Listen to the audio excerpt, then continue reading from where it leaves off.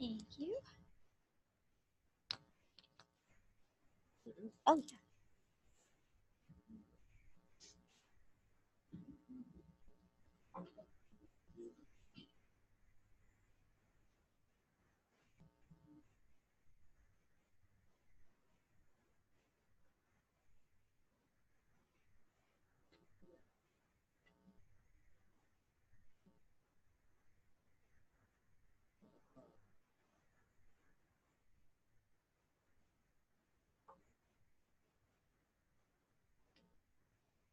Thank you. Yes.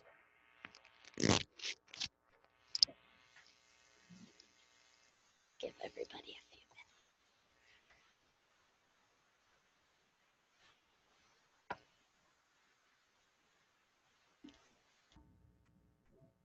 Ready? Okay. Hi, everybody. I'm Shelby Carr. I have my MA in American History, specifically the long 19th century Gilded Age, and I've spent the last 3 years becoming best friends with Louise Sneed Hill. She is an absolutely wonderful person, and I'm really excited to be here to share a little bit more of the intricacies of her life with you guys. So Louise once said, "It is my business to entertain, and that is a very serious business." A woman of short stature, high heels, and quick wit, Louise Sneed Hill ruled over Denver's high society for 4 decades, with her Southern charm, societal tact, and a passion for success. To Hill, elite society was in part a game that could be lost and won, and she was determined to come out on top. Much like the ideal of a self-made man that implied success in a professional capacity, wit in business, and acquisition of wealth, Hill was a self-made woman in terms of elite societal achievement. She aided in ushering in a new era of culture in the United States, and she was one of the earliest women to publicly bring about the transition from Victorian culture to a modern society that embraced things like alcohol and leisure activities. Hill's personality was, in the words of Denver Post reporter Helen Eastham, the culmination of the delicate grace and dignity of the South and the charming vigor and spontaneity of the West. She combined her Southern roots of a relaxed Victorian leisure culture with a moral, puritanical work ethic common of the North, as well as a vision of liberal individualism that the final frontier of the West provided to present a new vision of gentility. Hill was born in a compelling time between the Victorian moralists of the preceding generation and the flappers of the next. Born in the 1860s, Hill, with aspirations of leading high society, had to find a delicate balance between reconciling the older generation while bringing about new traditions to satisfy the more modern, voguish inclined individuals of her generation, as well as those definitely more modern people coming after her during her reign. Oftentimes, it was this uncharted middle ground that she walked that caused so many of her decisions to appear paradoxical. While she felt much of society was too stringent, she still hearkened at times towards maintaining control and policing society. She desired an essence of strictness, but she wanted her playful qualities. Throughout her tenure as the doyenne of Denver's upper crust, she walked a fine line between the old and new at a time when American society was unsure of its social direction as it entered into the first decades of the 20th century. In her time, high society was, quote, a queer game. Those outside of Hill's inner circle were warned by the press. If an individual was not prepared with the required skills to enter the arena of elite society, they were instructed to heed the warning and beware what they might encounter. She used her intelligence, ambition, passion, and money to create a legitimate aristocratic-style high society in the city of Denver. She created the game, she served as its master, arbiter, and most decorated player. She believed it was her duty and responsibility to lead society, and the role of a society leader was not only useful and important to the community, but she felt it was one of the hardest kinds of work. She once stated that it was more a difficult task than those of a general of an army, because the society leader must manage women. And to fight her battles, she cannot use brute force. Tact is the only weapon she can use. She must always be alert and planning, for one wrong move may wipe her colors from the field. She believed high society required a particular set of skills, traits that she, of course, possessed, and by which she could deem herself the ultimate leader. Based upon the example of Mrs. Caroline Astor of the 400 New York City Knickerbocker Society, Hill armed herself with the tools necessary to achieve her goals. She was featured on the society pages of the local newspapers every day, and at times she emphasized drama in the upper class of society and even paid editors of local newspapers, such as the Denver Post, to follow her wishes. She also used her words very carefully and publicly but politely set the boundaries of elite sociability. Mrs. Hill created a society group in Denver that was dubbed the Sacred 36, and that group was the first internationally recognized elite social scene in Denver, and it resulted in the acknowledgement of the city as a legitimate cultural and educated place to the larger world.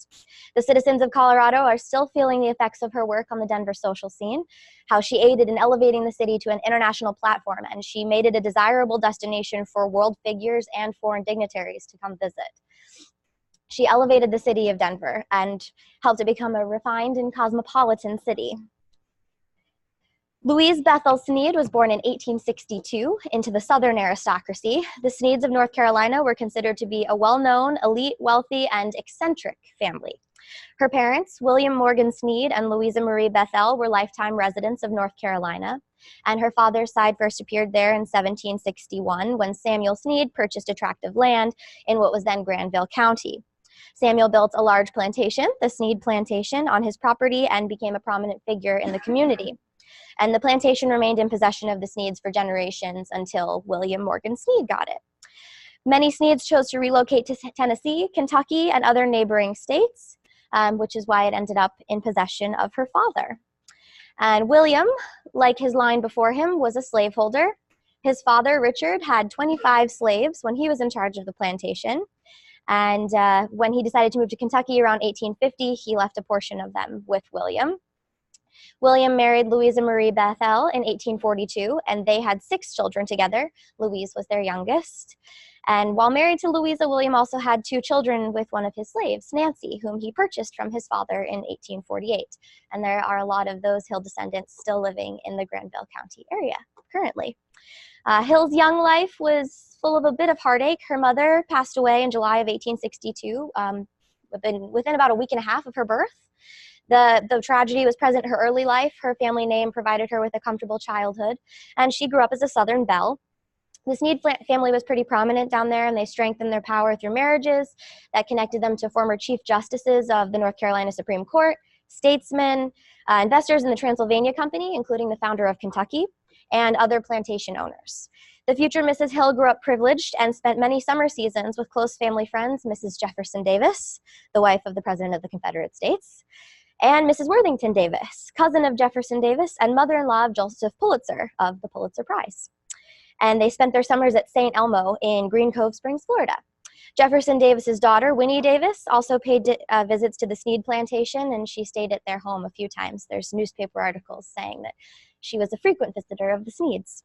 And Louise was reared, in her own words, in a very puritanical family. As a girl, she thought it dreadfully wicked to play cards, and for a woman to smoke was one of the 7 deadly sins. During her most formative years, at the height of the Civil War, her father was a lawyer by trade and became the clerk of the county court and served as a lieutenant in the Confederate Army. Her brother also served in the Confederacy. They both survived the war, and in 1866, Louise's father, William, remarried to a local woman, a widow named Sarah Ann Lewis. Lewis's first husband, James Madison Bullock, died under rather suspicious circumstances. Citizens discovered Bullock's body dead on the side of the road by a bridge in Granville. This is the remains of where the bridge used to be. And rumors swirled through the town that it was William Sneed. He was the murderer of James Madison Bullock because he was infatuated with Lewis's wife. Townsfolk also saw small boot prints in the dirt around this area. And apparently, William had really small feet, and his boots were said to have been the most likely match to these prints. The boots were never seen again until, rumor has it, his new wife, Sarah, found a trunk in their home with evidence to prove he killed her first husband. Supposedly, it was 1 week after she made this discovery in 1878 that she died. Rumors around Granville swirled that he poisoned his wife, and then, of course, that he also poisoned his first wife, but he was never actually investigated for any crime, and the murder still goes unsolved. Most likely, the citizens of Granville were really upset with William Sneed for switching sides after the Civil War. He became a Republican after serving the Confederacy, and a lot of people saw him as a traitor for aligning with the ideals of their most hated enemy, President Lincoln. Nevertheless, William and the Sneed family were prominent in Granville, and as the local saying went, court adjourned to the Sneed mansion. After any town business, there was always an event at the Sneeds, and William Morgan Sneed continued to own and run his plantation until he died in 1892. At the time of her father's passing, Louise was still a single woman. It's unclear at what point she officially made her move to Memphis, Tennessee. Two of her brothers, as well as her sister, Mary Bethel Sneed, had moved to Memphis by the time their father passed away. And according to Granville County historians, roughly a third to a fourth of the population from North Carolina moved to Memphis after the Civil War. And it's highly likely that she moved there to live with one of her siblings around 1881, as that's when her name first appears in the society pages there. Or she at least began spending a decent amount of time there. Due to the destruction of the Civil War, prospects for leading a charmed future were rather limited for Louise in the post-Reconstruction South. She was highly ambitious, and no one really had enough money to provide a vessel for her achievement. She had relatives who lived in territorial Colorado, and after stories of great wealth and fortune made their way eastward from the Rocky Mountain region, she decided to leave the South and travel westward to explore suitable marriage prospects. She chose to visit Denver in 1893 and stayed with her relatives, Captain and Mrs. William D. Bethel. Bethel was Hill's cousin on her mother's side. Bethel's father and Hill's mother were siblings. He was a former officer in the Confederate Army, and after moving westward, became a prominent Colorado settler. And he also served as the mayor of Memphis from 1891 to 1893, although I think that's when their charter was removed, so it was actually a taxing district. Though he served in Memphis during that time period, he had a physical breakdown in 1891. And he moved his family to Denver, where he built this mansion at the intersection of East Colfax and Marion Street. He was a successful businessman in Colorado, and he became the principal stockholder in the Southern Investment Company. And in 1891, he provided some financial backing for the Manhattan Beach Amusement Park on Sloan's Lake. Word of his success must have traveled eastward to his Memphis relatives, and Louise definitely got the message. She blew into Denver like a whirlwind in 1893. Upon arriving in Colorado, she supposedly deemed it a social wasteland, seemingly destitute of all culture and customs that she had been raised with. Denver was a town pioneered by the saloon and tavern business at the time, and in 1890, there were 478 saloons in the city. And many individuals felt that the only good neighborhoods were the ones without the bars. And that wasn't very common in the city. The presence of so many saloons meant rowdy and some perhaps uneducated patrons flocking into the city, and she would have been confronted with a bit of culture shock and probably a little bit appalled at the lack of propriety and proper decorum. Due to her cousin Bethel's prominence in Denver society, it was easy for Miss Sneed to make a proper entrance and attain introduction to Colorado's wealthiest families. Faced with finding a suitable husband upon her arrival, the, quote, very beautiful and accomplished, Louise Sneed went to work scouring Denver for the perfect match. And she set her sights on the most eligible bachelor in town and heir to the Hill family fortune, Crawford Hill. While it was said that the heart and fortune of every eligible youth in town were laid at her feet, it was Mr. Crawford Hill, a successful businessman and son of the senator, that caught her eye. Nathaniel P. Hill was also a self-declared arbiter of Colorado society at the time. The respect and wealth that came with the Hill name was attractive to Miss Sneed and something that she desired. Nathaniel and Alice were members of Denver's Old Guard Society. They were a small group of Denver families who had manners and charm, as well as character and integrity, connections, and of course, money. Denver's Old Guard served to provide marriageable sons and daughters, to form corporations, solidify water rights, secure real estate investments, and shaped and ruled the city from Capitol Hill mansions. And with their immense wealth and status in the Denver community, Senator and Mrs. Hill became arbiters of the Old Guard Society, and it was a title Louise greatly wished to inherit. When tiny but powerful Louise Bethel Sneed arrived in 1893, she made an immediate impact. Captain and Mrs. Bethel threw an opulent ball to introduce her to Denver society at their mansion, and many of Denver's Old Guard attended the Black Tie Affair, including the Moffats, Cheesemans, and of course the Hills. Crawford Hill, although rather devoid of a sparkling personality, made the acquaintance of the energetic Louise Sneed at that ball in her honor. And it was the perfect match. What Crawford lacked in social presence, Louise more than made up for. And 2 years after their first encounter, they were married in a lavish ceremony in Memphis. Newspapers dubbed the bride the reigning belle of the city and praised the new Mrs. Hill's beauty, her exquisite pearl white satin and chiffon gown, and described the superb diamonds that sparkled on her ensemble that were actually a gift from Crawford. The Hill Sneed wedding was described as a beautiful, notable, and important event, and Louise was said to be recognized everywhere, and that her marriage into a family as prominent as her own made it an occasion of unusual import and interest. After their wedding, Mr. and Mrs. Crawford Hill established their home in Denver, and Mrs. Hill went to work building her empire. With Denver serving as her residence for the foreseeable future, she set off on a mission to reform the social wasteland that she deemed the Mile High City to be by establishing herself as its leader and influencing culture and society to suit her ideals. Her first order of business was to reinvent the old guard. To Louise, the old guard represented a high society of the past. She felt they were too stringent, and her ideas of luxury and gentility didn't fit in with their vision of the upper crust. Hill also used the press, unlike her predecessors, to emphasize amusement and aid in her mission to transform society.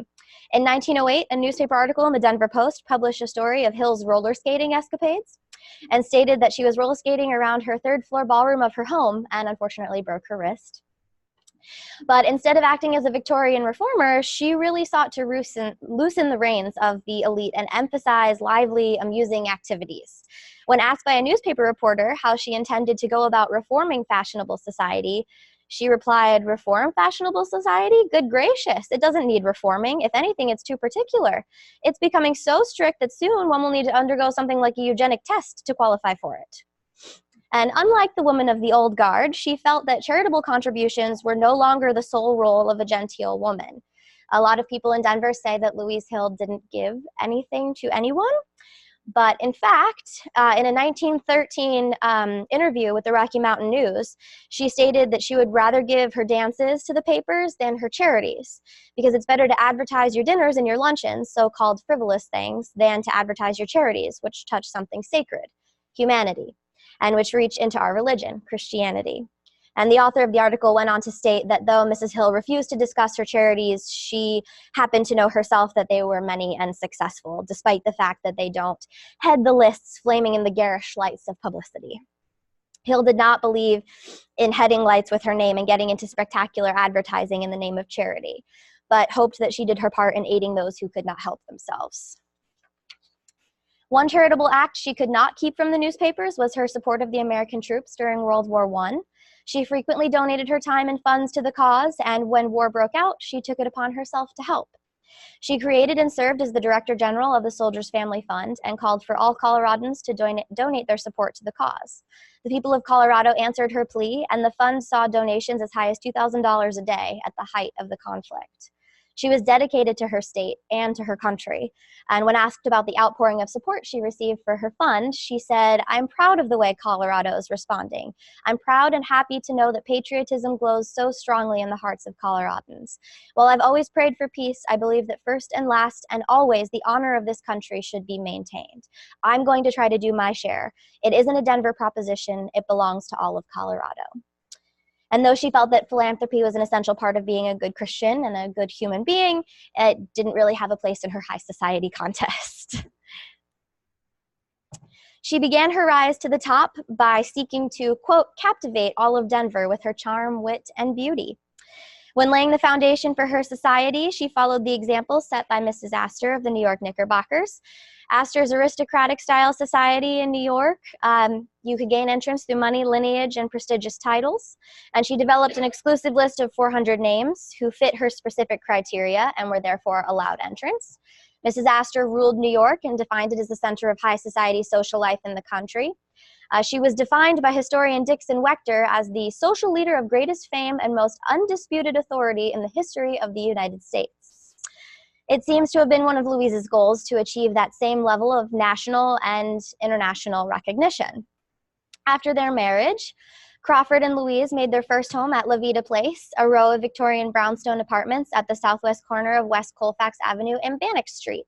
It was the most elegant apartment house in Denver, but Louise despised the dark and uninspired surroundings.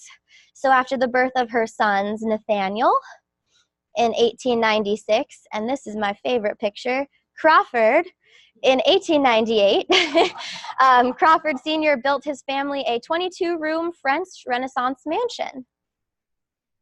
It was completed in 1906 at the southwest corner of 10th Avenue and Sherman Street, and although the front door faced 10th Avenue, the Hills preferred to use the address 969 Sherman. because Sherman led directly to the Capitol, and having a home on that street implied a sense of political and social stature within the community. Louise furnished the interior of her home herself. In 1905, she traveled overseas to acquire rich draperies, ornamentation, mahogany, tapestries.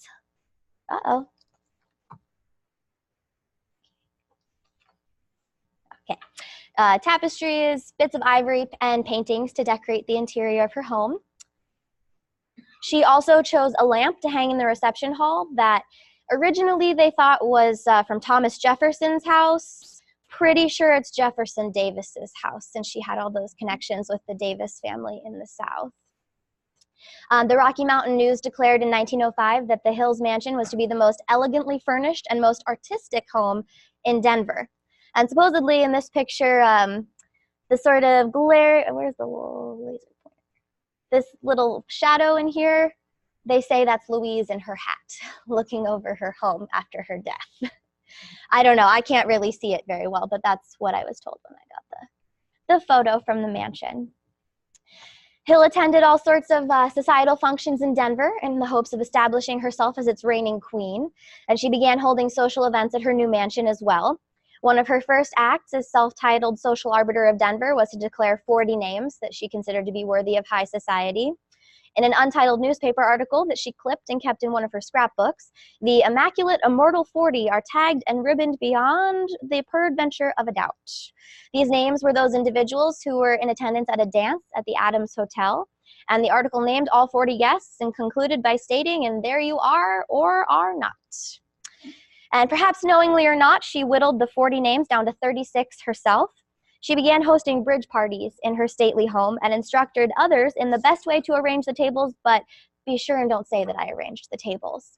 Like Mrs. Astor's New York ballroom that could only fit 400 people, Mrs. Hill's society was named directly from the capacity of her bridge tables. Hill's bridge parties were exclusive and consisted of 9 tables of 4 players each, hence the 36 was born. This is the 36 at a dinner party. Historians have often attributed the sacred title to the 36 names to an untitled newspaper interview a journalist conducted with Louisa Hughes Morris. Mrs. Morris was one of Louisa's closest friends, and they were considered to be inseparable. Supposedly, Morris responded to a journalist's question by stating, "Goodness, you'd think you were sacred the way we were asking." And the journalist properly titled the story that followed "Party at Mrs. Hill's for the Sacred 36." And the general public referred to the group of social elites as such from that moment forward. And in positioning herself as a gatekeeper for Denver's social elite, Louise continued to follow the example of New York's leading socialite, Mrs. Astor. As New York City was the place to be for members of high society during the Gilded Age, and the tone of social life in New York was shaped by a distinctive passion for aristocracy. Astor threw lavish balls and only invited those of high sophistication and old money. If an individual's name wasn't on the list, they didn't have any prayer of having a debut in high society. The individuals denied entrance were usually those of new money or the nouveau riche. They were those families who had very recently acquired wealth or those who appeared to be typically perceived as ostentatious, lacking in good taste. The nouveau riche were flashy, unpolished, very rich, and yet still strived for the same recognition as those of old money within their city's high society social scene. Astor's events were held at her ballroom at her house on 34th Street and 5th Avenue. And they were frequently chronicled in the New York Times, and being featured in the society pages of the newspaper allowed her to sort of flaunt her superiority over the nouveau riche. And the society pages of the New York Times provided the perfect platform to display her wealth and exclusivity of her events. Louise Hill decided to take this cue from Astor's society page features and began a love affair with the society pages of Colorado's various newspapers on her wedding day that lasted through her dying day. Hill managed her own public image, very frequently gave interviews, and fostered close personal relationships with journalists. She was also the sole creator and arbiter of her social scene. She accomplished her societal career completely on her own without the aid of a public relations manager, another clear instance where she's more of a modern mindset. This is a fundraiser she had for the Belgian Babies Fund. Perhaps part of her ability to manage her image in the press stemmed from her husband's family's ownership of the Denver Republican. Crawford Hill inherited the ownership of the Republican publishing company that published the newspaper from his father, and it's highly plausible that she gained some knowledge from owning this. It was important for her to stay in the limelight, represent herself to the outside world in such a manner that characterized her as the ideal woman. And though she claimed in early interviews that she didn't want to appear on a higher plane than the rest of Denver's citizens, she still needed to perpetuate exclusivity, and she had to maintain a certain sense of unattainable wealth, prominence, and social etiquette in order to remain undisputed. In order to do so in a society she deemed undeveloped, she implemented her ideas of a modern genteel woman and what she believed to be proper behavior on the citizens of Denver. She changed the social structure of elite sociability and was actually able to sustain a legacy for herself unmatched by any other Denver citizen of her time, though you would never know it. In policing her society, Louise Hill routinely denied, or at least regretted to invite, Denver socialite and philanthropist Margaret Brown. Historians have speculated that Hill denied Brown due to her unrefined behavior, new money status, and poor Irish Catholic origins. That's not true. They will tell you that it is true at the Molly Brown House, and I promise you that it's not.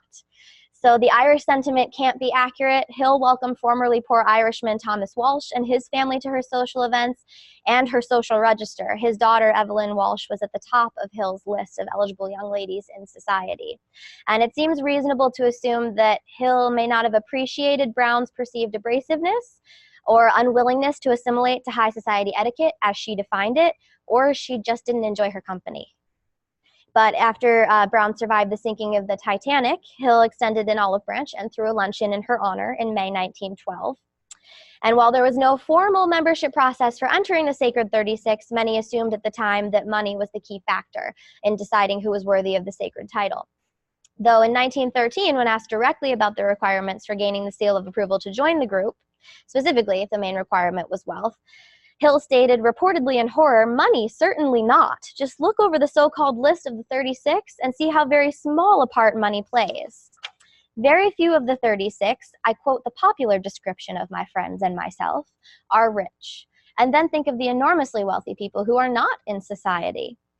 While Astor's 400 list was derived solely from a prestigious family name and immense wealth over time, Hill's 36 was a little different. It wasn't made up of individuals who possessed titles or impressive ancestral ties. They also may not have been nearly as wealthy as the Hills, but that didn't mean that they were of the economic middle class or working class. Most members were prominent in their own genres of business that provided them connections and wealth, and both of those aided them in earning the sacred distinction. Margaret Brown was definitely not the only woman denied entrance into the 36. Historians estimate there are at least 200 other couples considered to be of an upper social class but not worthy of the elite distinction. And these social constructs that Hill kind of defined everyone by were expressly declared in a work that she designed herself. Though she often referred to sociability as a game, rather implying that anyone could win, she still maintained a sense of order by restricting behaviors and developing a set of rules and strategies that individuals could follow in order to enter the arena of elite sociability. She did provide avenues and suggestions of how individuals could attain these attributes in her published work, much like the Social Register published in New York City that defined the 400 list. Hill's book, Who's Who in Denver Society, sought to serve the same purpose. The Blue Book, which was originally bound in red cloth with gold lettering, was published in 1908, and in its pages, Mrs. Crawford Hill told, quote, "the rest of the salt of the earth just where they belong." It contained many names of those individuals in Denver who were considered to be of an upper class, and a sketch of Hill graced the cover page, along with the title of the book. Naturally, she and Crawford were at the top of the list for the category titled Smart Set, along with members of her family and the Sacred 36. Those names that topped the list included Mr. and Mrs. Walsh, mining magnate turned philanthropist, and Mr. and Mrs. Lucius Cuthbert, Crawford Hill's sister and her second husband. According to the text, some hints on behavior suggested that manners are indeed stronger than laws and are signs by which one's status is fixed. And the text continued to state that people of breeding never look up to or look down upon their associates, but rather they leave them with the effect of unspoken caress without the familiarity of anything personal. It also states that to be quietly qui vive is the first mark of breeding. And these traits, among countless others, including the avoidance of painful or disgusting topics and laughing or giggling, were the set requirements that all individuals, both men and women, hoping to enter the upper echelons of society must possess.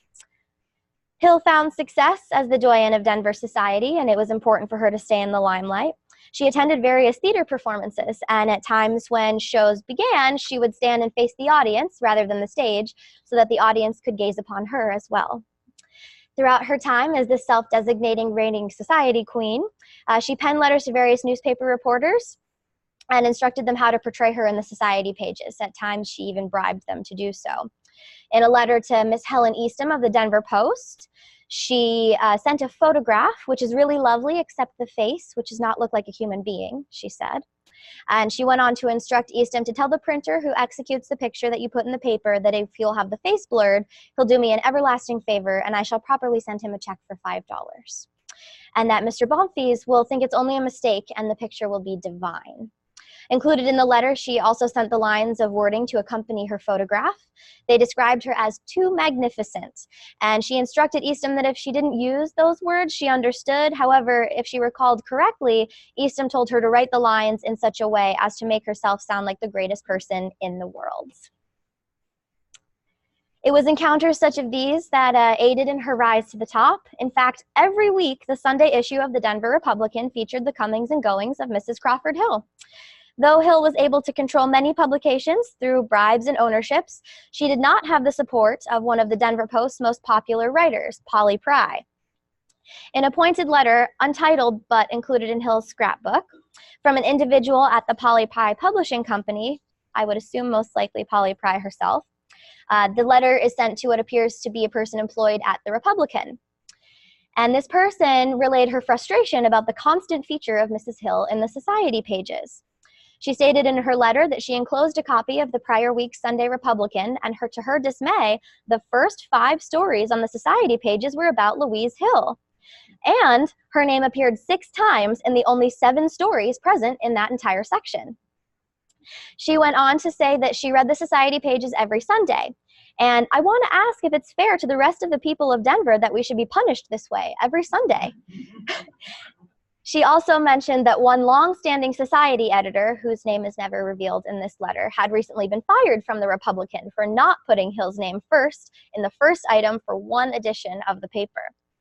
In conclusion, she requested that the recipient of her letter take her concerns up to her superiors to get us some relief, and she thought it was ridiculous to feature the Hills so regularly in the paper. She also felt that the Hills weren't nearly interesting enough to warrant all of the stories about them. She stated, if Mr. or Mrs. Hill had any distinction aside from owning the Republican and having money, the constant bombardment of stories about them might not be quite so tiresome. Further cementing her position, Pry stated that she had felt this way for a while and would have written to this person about it sooner, but she thought their pride would have stopped it without having to appeal to someone else. In return, the recipient of the letter retaliated with a letter of his or her own by stating, sorry to disagree with you, but the Republican is owned by the Hills, recognized social leaders of Denver. And they argued it was preposterous to think that Mrs. Hill would not be featured in the first articles of the society page, as it was the place in which the doings of the fashionably elect of Denver are chronicled. And as the social leader of Denver, Hill would of course be included in that. They continued on to write that in New York City, an annual Astor Ball is required for the establishment of social lines, and in Denver, the same result is accomplished 52 times a year by the Sunday Republican. Continuing on, they further defended the Hills by writing a short personal history of the Hill family. They praised Louise's pedigree and warned those unprepared to deal with the iron fist she reigned with. The author wrote, as long as there must be class distinctions, there will be a sacred inner circle. And Denver is to be congratulated on the fact that its leading society family is rich, refined, and well-bred. My advice? Cease reading the society page of the Republican. Society is a queer game, and if you're not in it, you should be prepared to play it for all there is in it. And the author went on to write that philosophy considered, it is a disease. It exists, has its votaries, high priests, neophytes, and victims. And if you butt up against it, beware of the carom. Rather unaffected by one negative perspective, she continued to grace the society pages, whether it was articles about her tiara that dazzled society and oozed with diamonds, her diet regimen of 2 glasses of buttermilk, 2 crackers, and water, or that she had given up letting her friends copy everything she wears or does for Lent. She was certainly the center of attention in Denver. At times, she wanted to appear a little bit more relatable to a larger audience, and the local newspapers published articles that described her human qualities. She was depicted as being the symbol of elite perfection while also entirely humble and relatable. In her own words, she felt it was her aptitude for doing the charming and graceful thing, her ready sympathy for others, a naturalness of manner as refreshing as a spring, tact breeding, and an uncanny sense of the fitness of things, and a proficient memory, remembering the little personal feelings between people and avoiding situations that might result in friction, that were all factors of her personal success. She also used the press to further her goal of modernizing society, and newspaper outlets featured stories of Mrs. Hill's innovative ideas and parties. She was responsible for many firsts in Denver society, like breakfast balls, private banquets where an orchestra played during the meal, and an afternoon dance where guests frolicked to the turkey trot and the worm wiggle. We'll see if this works. I found this video of the turkey trot.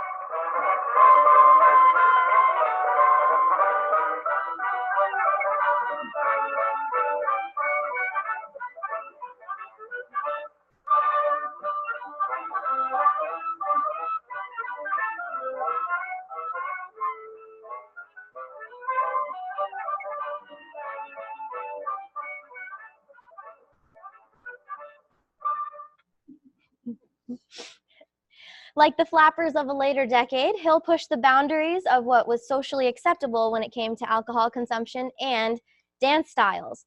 Truly, the flappers were merely following in the footsteps of the generation before them, of which Louise Hill was a headline-making member. One of the dance styles Hill debuted in the Denver social scene was deemed so controversial and wild that it was banned by the White House. In 1910, one of the most popular animal dances, the turkey trot that you just watched, was considered to be so outrageous that doctors warned of the harm it could bring. It was not only banned in multiple cities, but denounced by President Woodrow Wilson.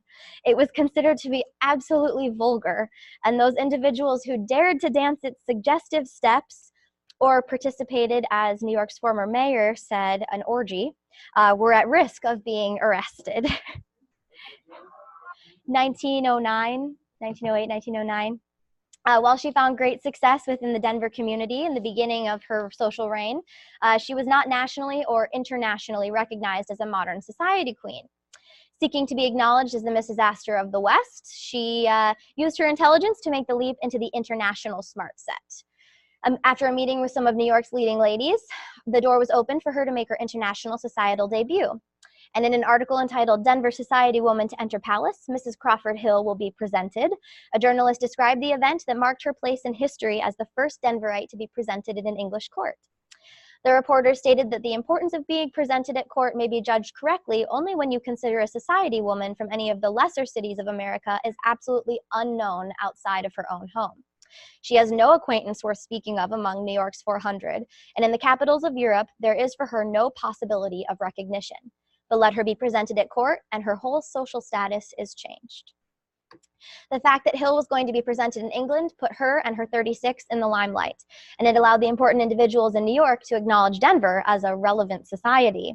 As the article stated, it gave distinction and laid a foundation for the future recognition of Denver society. Many of the newspapers covered Hill's presentation story. The Denver Republican published an article that described her exquisite presentation dress that you can see here. And in the upper right-hand corner, that's what the presentation train looks like today. She attracted much attention in a particularly handsome gown of white satin embroidered with diamonds and with a comb train of red velvet heavily brocaded with gold.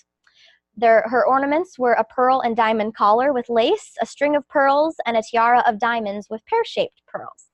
And during her presentation, she was received by the Prince and Princess of Wales and the Duke of Connaught.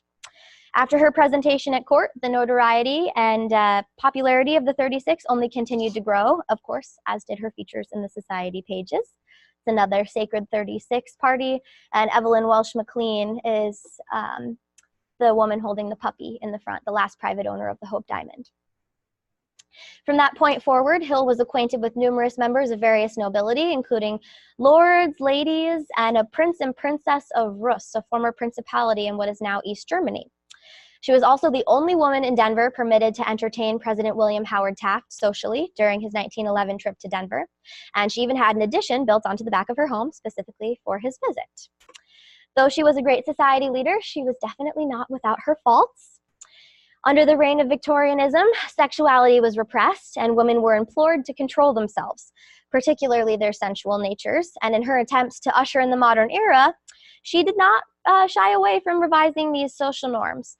She went out frequently unchaperoned, and she also went so far as to have a publicly known, though never reported in the press, love affair. She did not repress her sensuality, but actually gave in to some of her instincts. While it wasn't publicized, Louise's affair with Bulkley Wells was public knowledge to those in her social circle.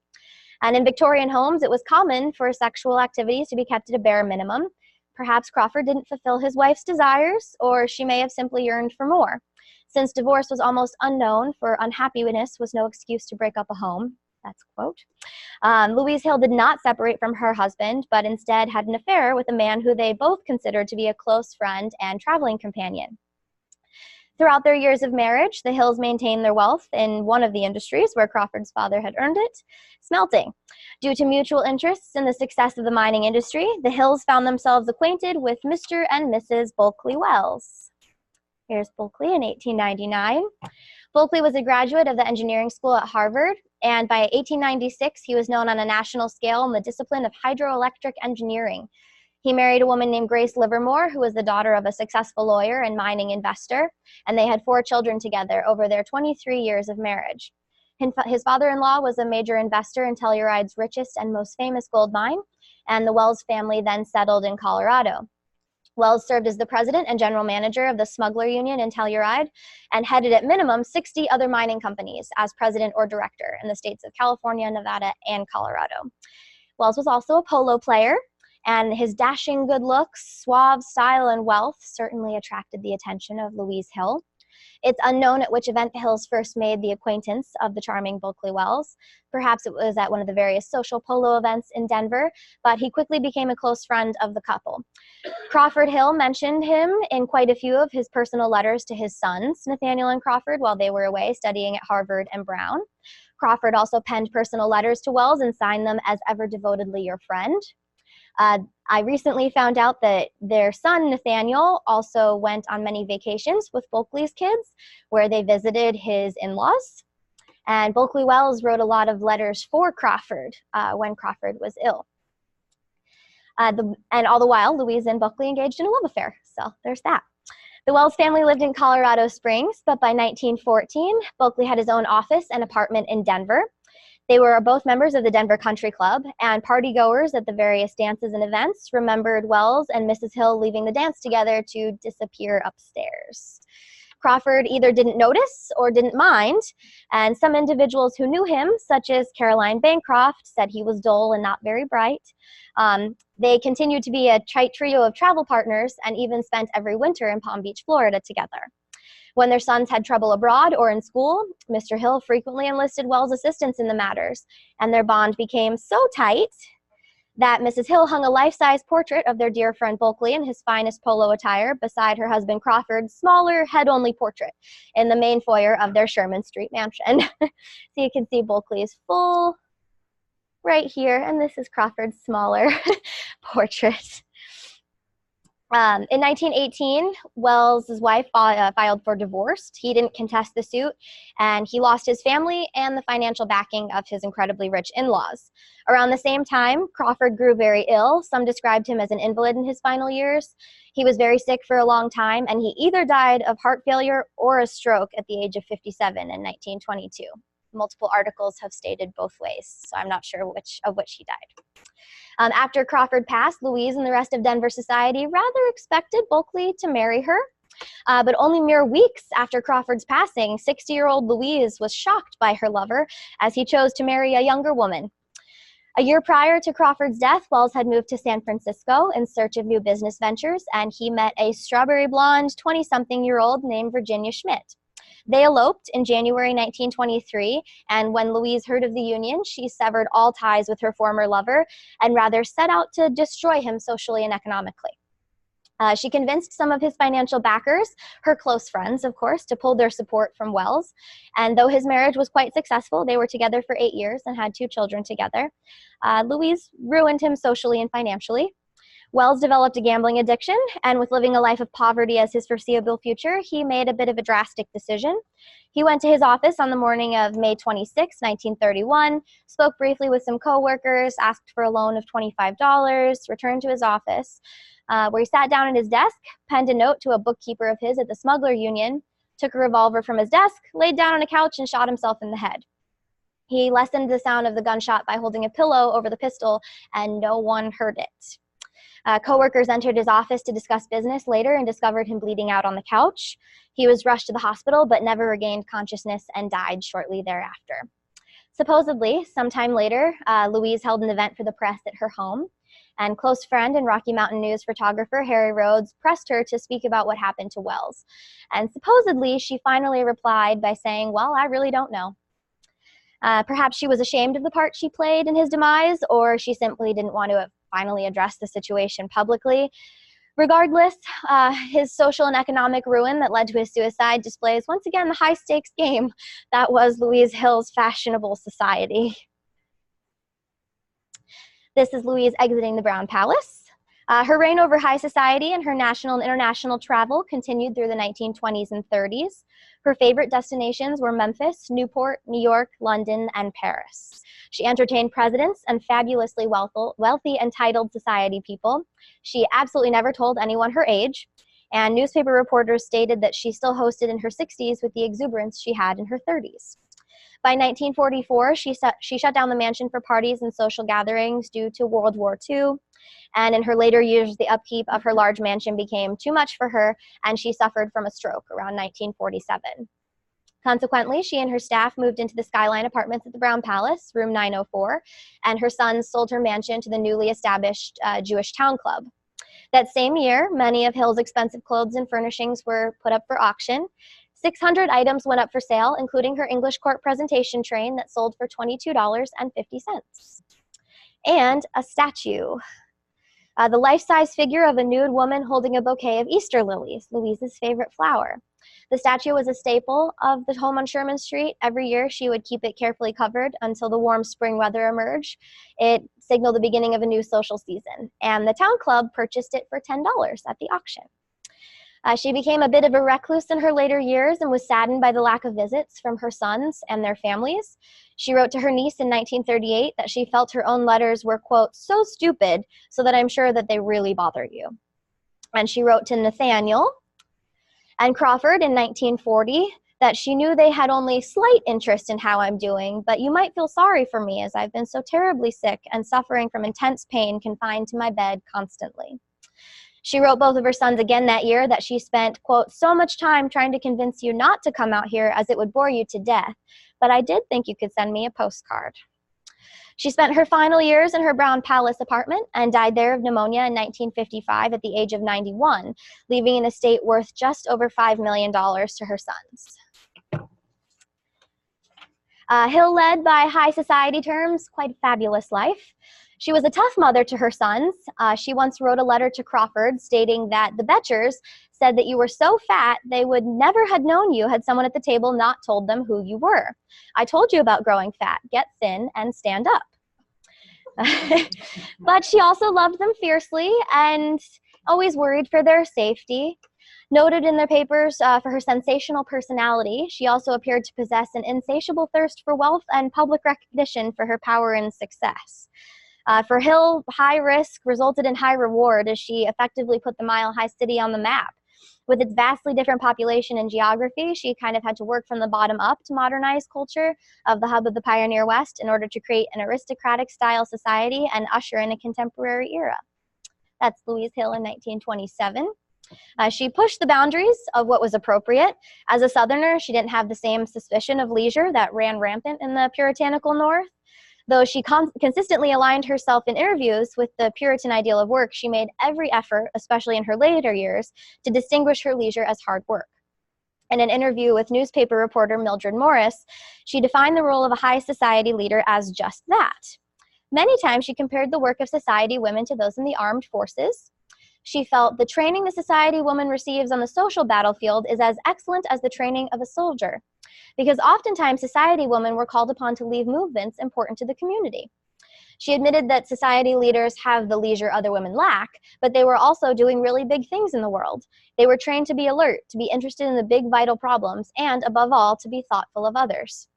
Hill believed the world needed entertainment in addition to work, and contended that those who supply the entertainment are as useful as those who do the work. She felt that thinking up new entertainment before the old begins to bore was no simple task, but one that required not only energy, but brains. Not only that, she asserted the society woman who sat around in satin and diamonds and rises at noon only existed in the paperback novels.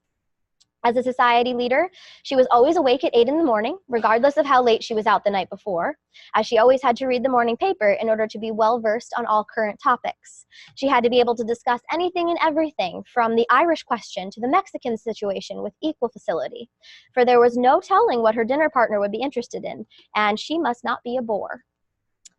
The Sacred 36 was the first establishment of an internationally recognized elite social scene in Denver.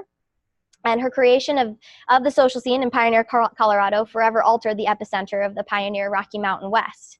By deriving her tactics from Astor, she managed to turn the social wasteland of Denver into a highly intellectual and cultured society recognized and respected internationally. She was a revolutionary spirit during a transitional time when American society began looking towards the future of the country's culture.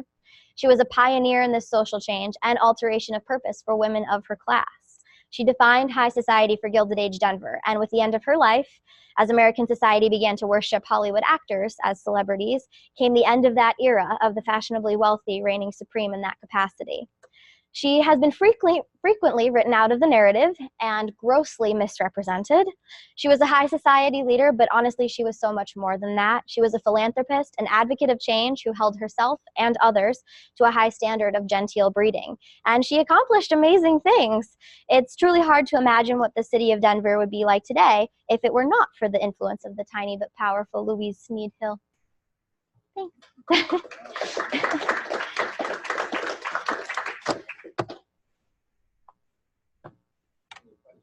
Any questions? You know the picture with President Taft, where everybody's out in the lawn? Where Evelyn Walsh is holding the dog? Yeah. Or maybe you could identify where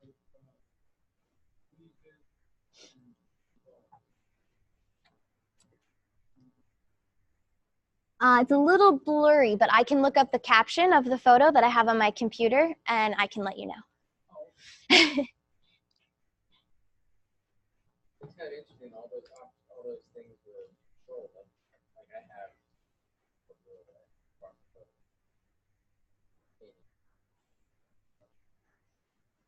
King Margaret. Send me a photo of the blue book, the red book. Uh-huh.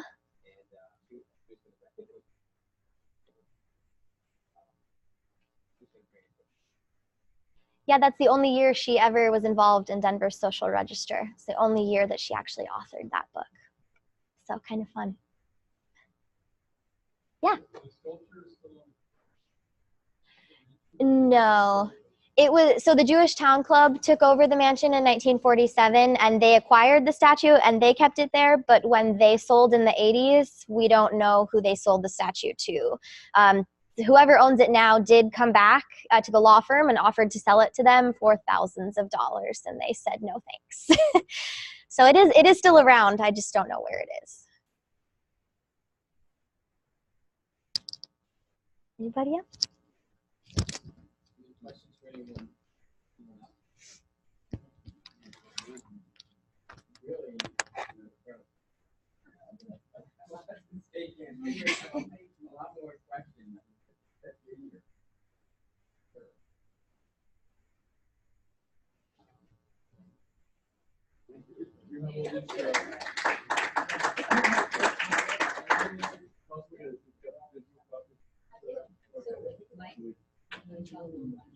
Yeah, so we're gonna have a little cocktail hour and we're going we're going someplace for dinner at the ball. 36 seats. Yeah. It's only 38 of us, it's 38 of us, but 36 seats.